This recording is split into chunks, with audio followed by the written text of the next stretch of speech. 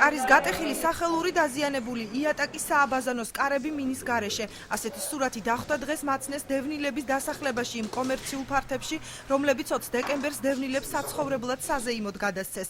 აქ მცხოვრებლები უხარისხოდ შესრულებულ სამუშაოებზე საუბრობენ და დაზიანებებზე მიგვითითებენ. ჩვენ ხომ დაინახეთ რა მდგომარეობა ეს აბანოს კარი საერთოდ არ არის ჩარჩოა მარტო ჩამოკიდებული.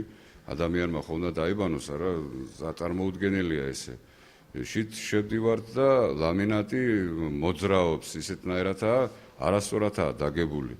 და ძალიან ბევრი ხარვეზებია. საქართველოს ლტოლვილთა და განსახლების სამინისტროს მიერ გადაცემულ ბინაში სვეტლანა ქარდავამ დააფიქსირა, რომ ფანჯრებში მინები არ არის ჩასმული. ქარდავას თქმით, მას შემდეგ რაც პრობლემების შესახებ ხმამაღლა საუბარი დაიწყო, ერთ დღესაც აღმოაჩინა, რომ საკუთარ ბინაში შესასვლელ კარებში საკეტი შეცვლილი დახვდა. აი ეს არის ჩემი ბინა, რასაც ხედავთ, რომელშიც სტეკლო არ არის, კარი დაკეტილია, ვერ შევდივართ, შიგ კიდე უფრო დიდი ხარვეზებია ვინემ გარეთ. რატო ვერ შედიხართ სახლში? კარი არის ჩაკეტილი, რომელიც მე გასაღები მქონდა, იმით არ იღება და ალბათ გამოცვლილია კარი. სადაც გაკეთებულია ვანა ტუალეტი, იქ კარი არ არის. სტეკლო შიგნით ჩასმული არ არის. მაცნემ დღეს თამარის დასახლებაში მდებარე კორპუსების ეზოში სხვადასხვა სამშენებლო მასალების ნარჩენები დააფიქსირა.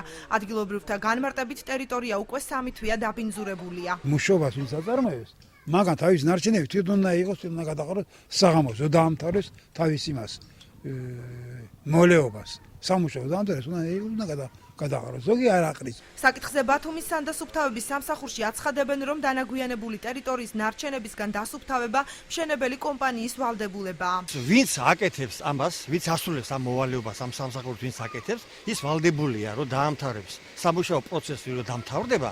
აი ვალდებულია თვითონ გაიტანონ ის ნარჩენები, რაც მათ დაანაგვიანეს.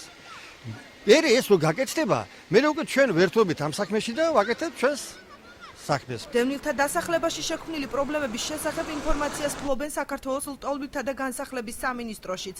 უწყებაში აცხადებენ, რომ არსებული ხარვეზების გამოსწორება უკვე დაწყებულია.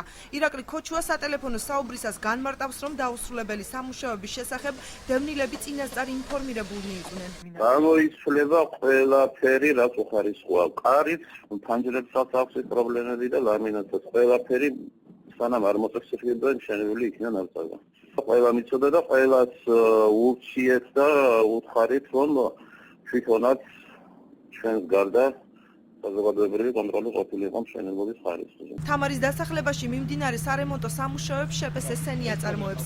კომპანიის წარმომადგენლებმა სატელევიზიო კომენტარი დღეს არ გააკეთეს, ვიდრე საუბრებში კი განაცხადეს, რომ დაბინძურებული ეზოები 2 დღეში დასუფთავდება.